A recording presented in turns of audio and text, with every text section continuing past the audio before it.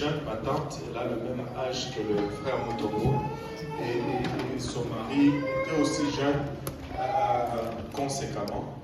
Et son mari est décédé suite au Covid ou quelque chose comme ça. Alors, ça laisse, quand le papa décède comme ça, tôt, ça laisse la famille en déséquilibre. Et là où elle habitait, elle devait maintenant quitter pour chercher une autre maison. Et ça a donné que lorsqu'on était là, elle venait de trouver une place où elle avait habité. Et que moi, pasteur Pablo et pasteur Israël, on s'est dit, ben, on va voir où elle va habiter avant qu'elle n'aménage, on va prier là-bas.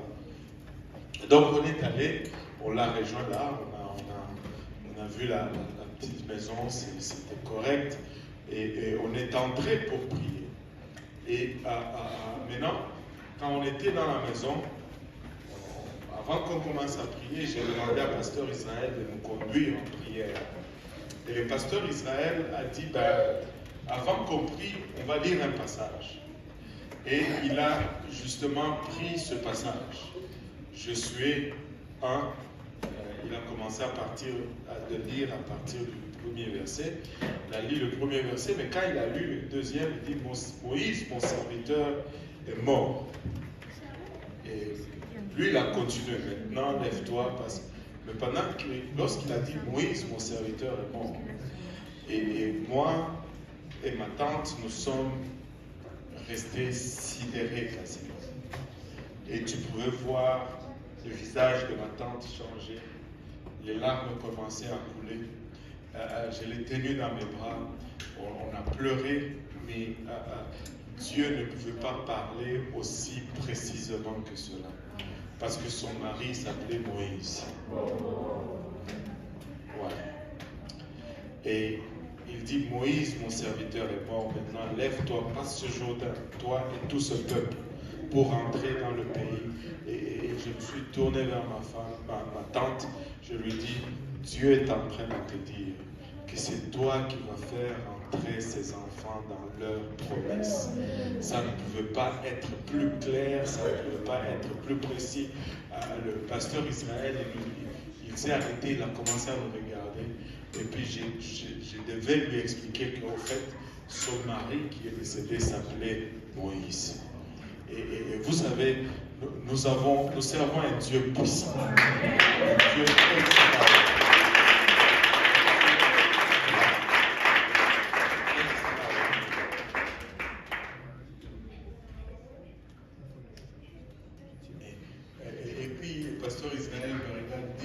Je ne savais pas. J'ai dit, je sais que tu ne savais pas, mais Dieu savait. Alléluia. Et donc, si nous regardons dans le livre de Josué, nous pouvons dire ceci, que Israël s'est trouvé à la porte de ses promesses. Et moi, je crois que comme Église, et je vais rafraîchir un peu le courant de cette étude, c'est que comme Église, nous sommes au même endroit aujourd'hui, comme là où Israël s'est trouvé à la porte de ses promesses. Et ils étaient là à la porte de la terre de Canaan, au seuil d'une nouvelle expérience, sur le chemin d'un niveau, d'un nouveau niveau de vie. C'était ce qu'ils allaient commencer à vivre, allait être complètement différente. Complètement différente. Et tous ceux qui sont sortis de l'Égypte sont morts dans le désert, et c'était une nouvelle génération qui était à la porte. Mais cette nouvelle génération avait les mêmes promesses que celle qui est sortie de l'Égypte. Et nous ne pouvons pas nous tromper là-dessus. Nous sommes certes une nouvelle génération. Si je commençais à faire... je pense que ça shiftait un peu. Il y a eu une certaine croissance, mais il y avait un moment où la moyenne d'âge dans l'Église pour le service francophone était à peu près de 1 an et demi. Mais maintenant, je pense qu'on est autour de un peu plus, 5-6 ans, peut-être 7 ans. Mais nous sommes une nouvelle génération parce que l'église pentecôtiste unie de Saint-Laurent n'a pas 5-6 ans. Ça a plus de 40 ans d'existence. Amen. Mais nous sommes là. Toute une nouvelle génération. Il y en a qui sont venus d'Haïti, il y en a qui sont venus de l'Afrique, il y en a qui sont venus de l'Europe, il y en a qui sont venus de l'Amérique latine même, il y en a qui sont venus de... Est-ce qu'il y en a qui viennent de la Russie ici?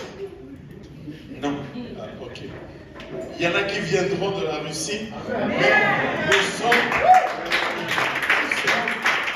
une nouvelle génération. Une nouvelle génération, mais nous réclamons les mêmes promesses. Alléluia, qui a été fait aux anciens. Nous réclamons les mêmes promesses, c'est-à-dire de posséder ce pays et de vivre un des plus grands réveils qui n'ait jamais été vécu dans l'histoire du Canada. Notre promesse est la même. Nous avons cette même ancienne promesse, mais nous sommes une nouvelle génération. Amen. Et il dit au verset 3 que tout lieu que foulera la plante de votre pied, je vous le donne comme je l'ai dit à Moïse. Et le mot foulé ici, c'est le mot darak. Que tout le monde dise darak. Alléluia. Darak. Pas darak. Darak. Darak. Nous avons cette tendance à penser que c'est mettre le pied seulement comme ça et puis c'est à toi. Vous savez, nous avons cet art de lire la parole de Dieu seulement à notre avantage. C'est quand ça nous la lisons de sorte que ça nous arrange. Mais nous ne cherchons pas vraiment la signification. Darak ne veut pas dire seulement tu piétines et puis ça t'appartient. Alors, sinon tout Montréal m'appartiendrait déjà. Alléluia. Toutes les rues que j'ai circulées à Montréal, tout serait à moi. Mais c'est pas ça. Darak signifie prendre ses armes et combattre, alléluia, pour. C'est un commandement, même dans l'armée israélienne aujourd'hui, ils utilisent ce même commandement quand ils disent Darak, ça veut dire prenons les armes et fonçons, allons au combat. Dieu dit c'est à vous, je vous le donne, mais vous devez vous battre pour. Amen. Vous devez vous battre pour. Alléluia. Et nous devons nous battre pour. Dieu nous promet que chaque endroit pour lequel nous allons nous battre, il va nous le donner. Chaque endroit pour lequel nous allons nous battre, il va nous le donner. C'est comme si tu montes sur un ring. Oui, il y a eu un passé de la boxe chez nous. C'est comme si tu montes sur un ring pour faire un combat. Mais on te dit que la victoire est déjà à toi. Toi, tu dois juste monter et te battre. Si tu montes et tu te bats, tu es garanti de gagner. C'est un combat arrangé. Monte-toi et bats-toi, tu auras la victoire. Et Israël était vraiment sur le point de passer à une toute nouvelle expérience. Regardez Josué 3, versets 3 à 5.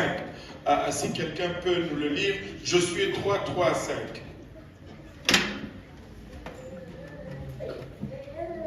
Josué 3, 3 à 5. Et donnez un cet ordre au peuple.